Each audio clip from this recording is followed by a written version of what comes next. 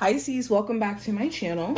Let's take a look at what the next 72 hours has in store for you.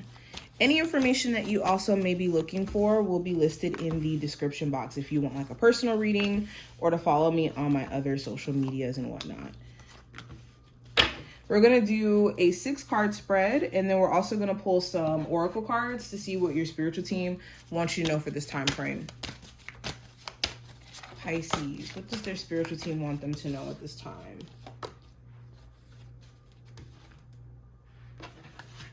What does Pisces spiritual team want them to know at this time? Okay. So let's go ahead and jump straight in. First card we have, Pisces, we have the 7 of Wands. Now, so the 7 of Wands, let's talk about there being certain challenges or obstacles that have been just annoying you, okay? This could be challenges within a romantic relationship where your partner could be like really, really defensive, or they could be, blocking or just not responsive. And you could be trying to see if there's a silver lining to you guys like working on the relationship or getting past this. For others of you, this 7 of Wands could represent other challenges, but you've been trying your best to not cower in the face of these issues coming at you. Okay. Also, there could be someone who's extremely defensive during this time frame. Like they could be giving you a really, really, really hard time. Possibly an Aries, Sagittarius, or Leo. Doesn't have to be romantic at all, but definitely getting like defensive energy. Clarifying this, we have the Sun. Yeah, so you could also be realizing what has been the problem.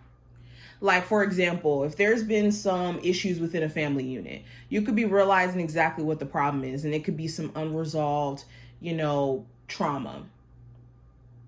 And that's why you can't seem to get with it. Or that's why, a family member can't seem to like work with you. Or you could be realizing the issue when it comes to someone being very, rude to you at work because they could have a lot going on in their personal life. So you could be seeing why these challenges exist. But beyond that, going into career and finance, we have the 5 of Cups. So the 5 of Cups talks about what we wish we would have did differently. So this could be a problem that you have where you could be in this state of FOMO 24/7, where you feel like you've missed out on opportunities in the past. You should have did X, Y, and Z differently, and you would have had different results. And when you focus on that, it pulls your attention away from what you have currently to work with.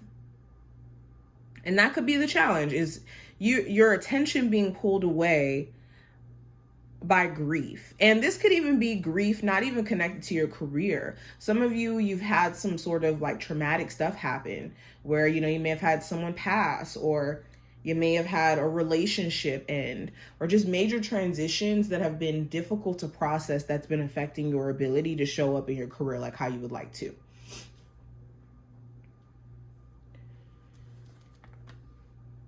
Yeah, I think the key during this time frame is to manage stress, especially when it comes to looking at finances or handling finances from like a stress point of view.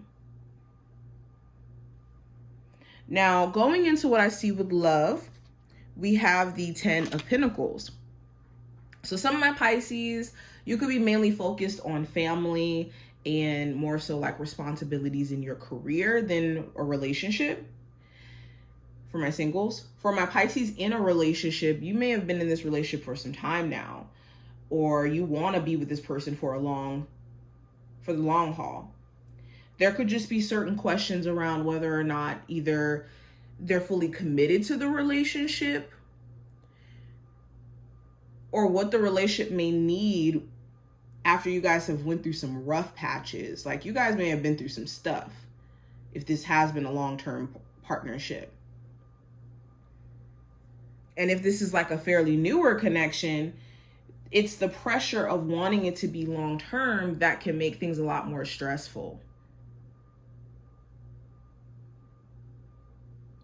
This also could talk about like other family members, but budging in or being a problem in terms of the relationship. So this is making sure there isn't like family members who are kind of prying or putting their nose in the relationship in ways that's not appropriate. Now, advice for you, I have the Ace of Swords. So the Ace of Swords talks about have an honest conversation.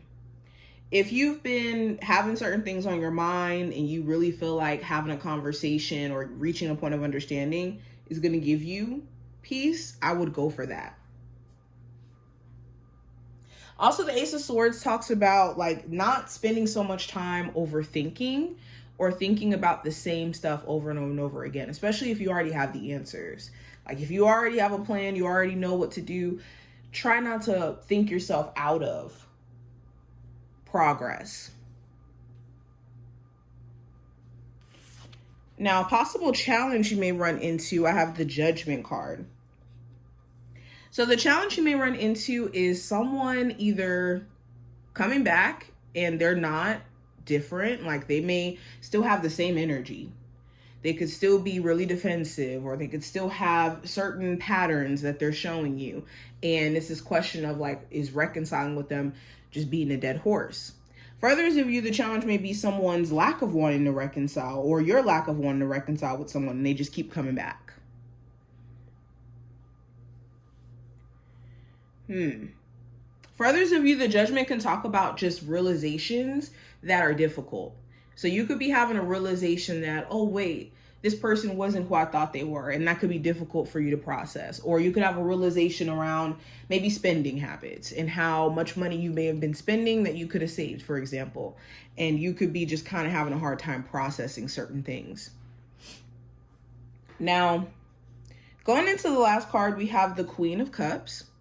And the Queen of Cups talks about being in tune with your intuition, being in tune with your emotions to where you can feel them and not feel the urge to react to them. Okay? And not let your emotions throw you off or even allow other people's emotional state to sway yours. So by the end of this time frame, you could be learning like, yeah, I do need to protect my own emotions or my own mental health. I can't keep overextending myself for others. You still could be processing certain things emotionally that have been just a little bit uncomfortable. Now, let's go into the messages from your spiritual team. First card we have, it says, trust your angels. Let go of your expectations of how your dreams will come true. Trust that heaven has a perfect plan. We also have, all is in perfect timing. This is it. It's time to take action now. I'll be here to help you every step of the way. Last card we have, it says, past lessons. I establish my own rules with respect for everyone's boundaries. So going into the messages from your spiritual team wants you to lean into them right now. Everything behind the scenes is being handled, and all that's happening right now is under divine timing. There's certain aspects of your situation that really isn't in your control. All you can really do is focus on what is in your control and manage that. And also taking in a lot of the past lessons that you've experienced. Your past isn't anything to be ashamed of. It's something to celebrate if you've learned from it. It only feels like something not to celebrate when you still are repeating the same cycles, or you haven't really gotten to the place to where you've gotten past the emotional part to where you can actually see the lessons that are wrapped in your past or your experiences. But this is what I see. I hope that this was helpful and did give you insight. If you enjoyed, definitely thumbs up the video and subscribe. And I will see my Pisces in the next one.